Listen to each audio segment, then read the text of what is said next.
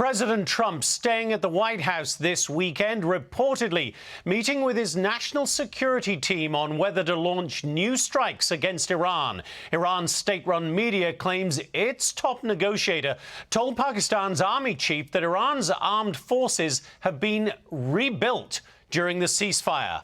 Welcome to a special edition of Saturday in America. I'm Jonathan Hunt, in for Kayleigh McEnany. Let's get right to it with our foreign correspondent, Jeff Paul. He's in Dubai with more on the conflict in the Middle East. Jeff.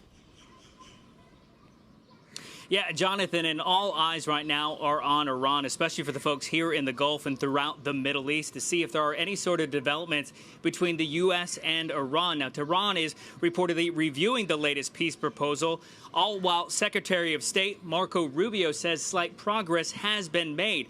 In fact, we know a delegation from Pakistan has just arrived in Tehran, which includes the country's army chief. They're meeting with the Iranian foreign minister and the Speaker of the Parliament as Pakistan works to hammer out a ceasefire deal between both sides. Now, for those who call Iran home, they're hoping progress can be made before the situation there gets any worse. Residents who live along Iran's southern coast say the closure of the Strait of Hormuz has been devastating. I'm absolutely upset because the economic pressure from the closure of the Strait of Hormuz is falling on the people. Those who work at the docks, for example, are now almost all unemployed. If this strait is reopened, the economy will improve.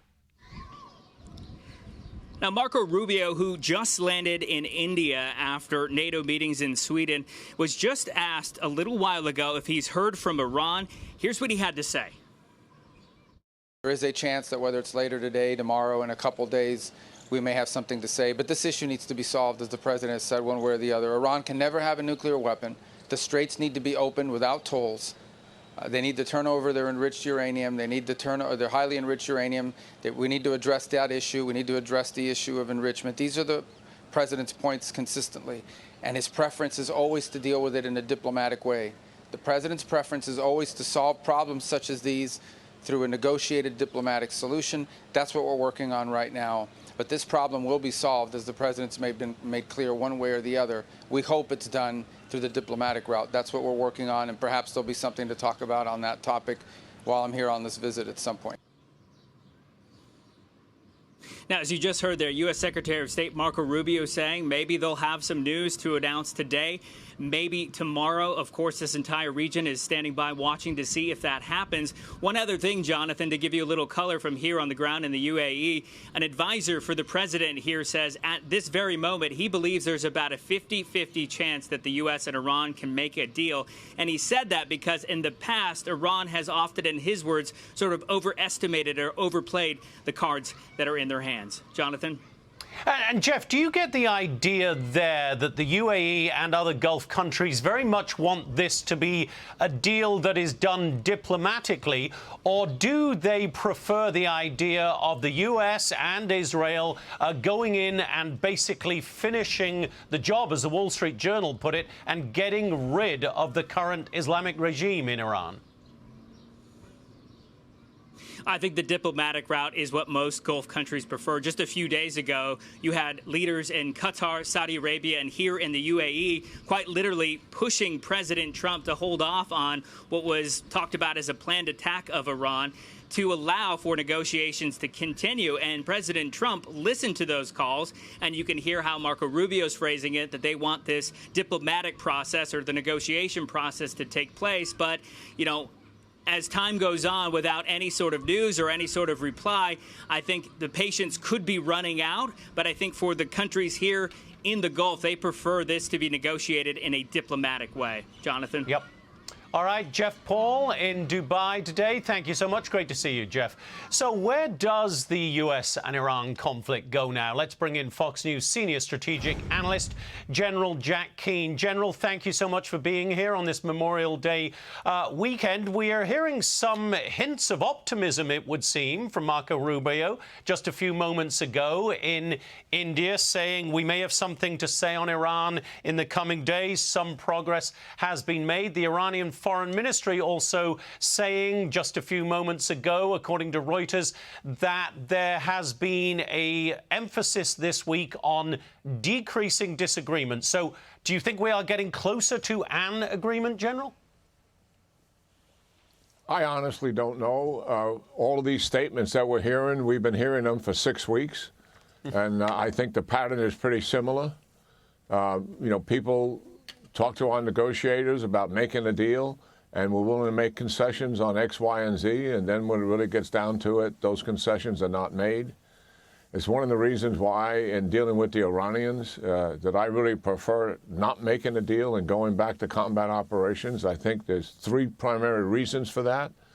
Number one, if we make this deal, it's going to empower Iran. By that I mean, listen, they are bruised and weakened to be sure, but they will remain intact as a result of it.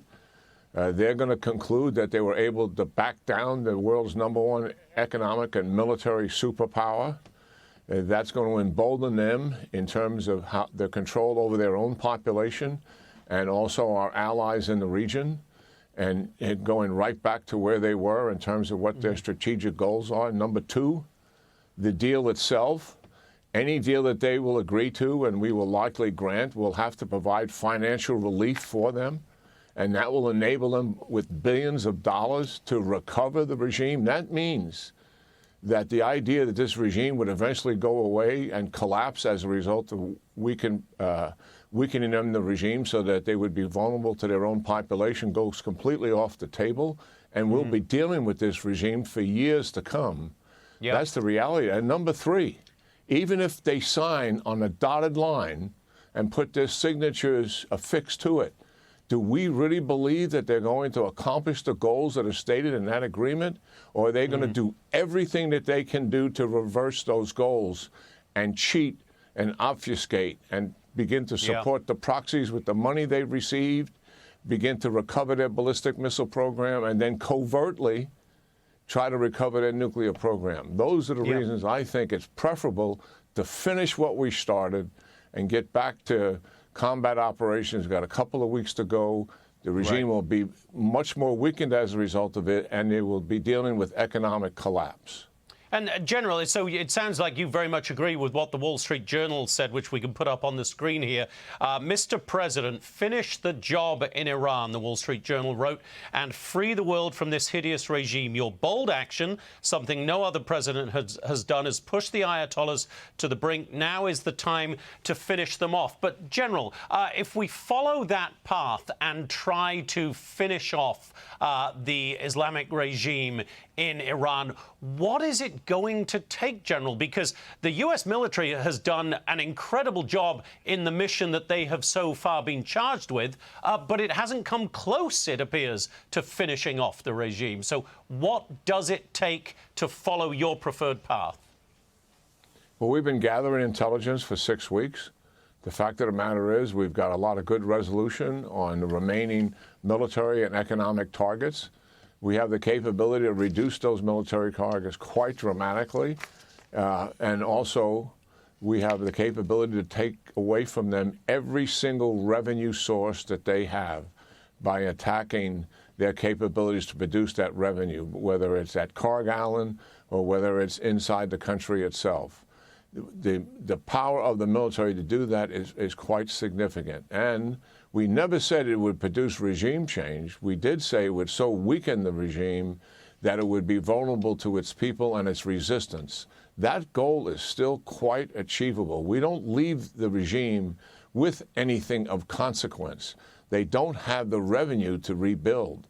They don't have the revenue to pay the people that are working for them.